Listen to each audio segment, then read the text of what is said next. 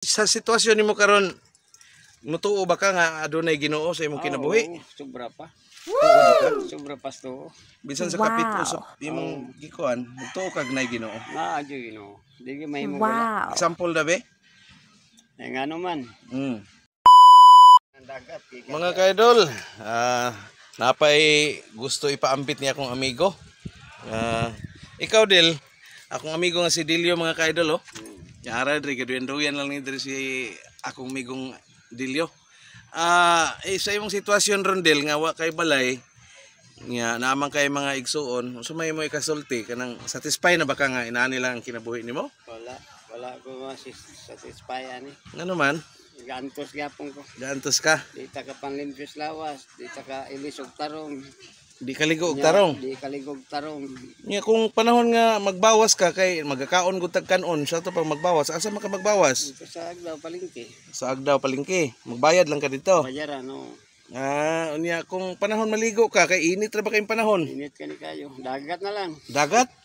Asa ka nga dagat tapit banda? Sa Kuako. Sa Kuako Beach. Oh, layo pa na dito sa pa na banda. Sa. Oo, so Pating paita. pait kayo nya para narong matulog ra dapling kalsada sa may surplusan banda niya maglain ni muntian. Unsa may buhaton nimo? Mudagan sa simbahan. Dito simbahan. Siyar niya sirado ng simbahan kay gabi na. Ngita na rin dapling.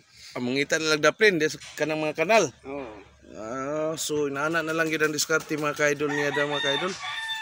Usahay pa gani daw isod na lang silupin kung magka lisod-lisod. No. So pait yun ang kahintang niya mga kaidol. Niya kong amigo pod. So imong asawa Isod kay bangkiruan man siya badlaw, matabang-tabang og balot sa uling. sa Bankiruhan nagatabang og balot og uling dito sa Bankiruhan Public Market. Usahay magbuot sila saging. So gabi na lang mo mag-uban di ay. Manguli na siya mga alas 3 sa hapon niya. Yan sweldo pod. Pwede lang gamaya. Pila raman? 30 pesos, 40 pesos. Ang adlaw? Oo, kuha ang pagpasahe. Uy, kagamay. Kaya lang, malibre yung period to. Malibre ang kaon. Mag-abot na mo diha pagkagabi sabay na mong tulog. Pagkagabi ako na pong gasto tanan. Sa panihapon. Mao ba? Kada gabi, 80 pesos. So kaning mga orasa, unsa kang orasa magsugod rig duyan? Mga alas 8. Alas 8 hantod Anto alas 3. alas 3. Ay. Alas 3, matod kami dito sa plaza kay mga ipan tubig, pamimasa, paminaw. Mao ba? Nya unsa may imong ikakuanan ni ron nga naman kay mga igsuon ana. Wala gyud ta, akong gusto unta nga panunga kagamay ang ilang kuan sa kuha kay dili kay 5,000 ang bulan. Asa to nga nasod imong sister? German. Sa Germany di ay. So mao niya akong amigo mga kaidol, magduyan lang ni siya alas 8 hangtod alas 3 sa hapon niya. Pagkahapon-hapon na dito na ni siya sa iyahang area nga asa sila matulog magabi sa daplin lang puntahan sa kalsada. No? Abog. Abog, oo. Tingabuga. Niya daghang lamok, no? Wa di kay anak, naminyo ka sa una? Wala. Wala di ka naminyo. So wala din ni maminyo ni akong amigong si Dilio. Wala minyo kay wala tayo na man eskwela. Yan trabaho na ako puro bugat. Puro bugat. Kontraksyon usay sa barko, estipidori. So ni edad ni siya karon mo 70 anyos. Kapuyan ko maminyo wa tayo mayong trabaho. Sa sitwasyon nimo karon, mutuo ba ka nga adunay Ginoo sa imong kinabuhi? Sobra pa. Tuo jud ka? Sobra pasto. Bisan sa kapit usap imong gikuan, mutuo kag nay Ginoo. Na adyo Ginoo. Di may mo wala. Example da be? Ngano man.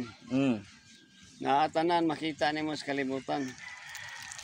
Ang dagat puno sa mga lami ang pagkaon. Naatanan, pagkaon sa dagat naatanan. Klase-klaseng isda makaon nimo. Sa mala, daghan kayo. Sa mala, labaw na. Labaw na. Karning baboy, sa kunsang klase na. Tanang grasya na adri pud sa mala. Naatanan, no? Naatanan klaseng prutas. So, tanang klaseng gulay na. Bisan pa sa imong kapito sa panahon, wala nimo gisisi ang Ginoo. Wala. Sa imong kalisod sa nagi. Kuang jud ko sa Ginoo, sampid jud ko sa Ginoo. Ito, no?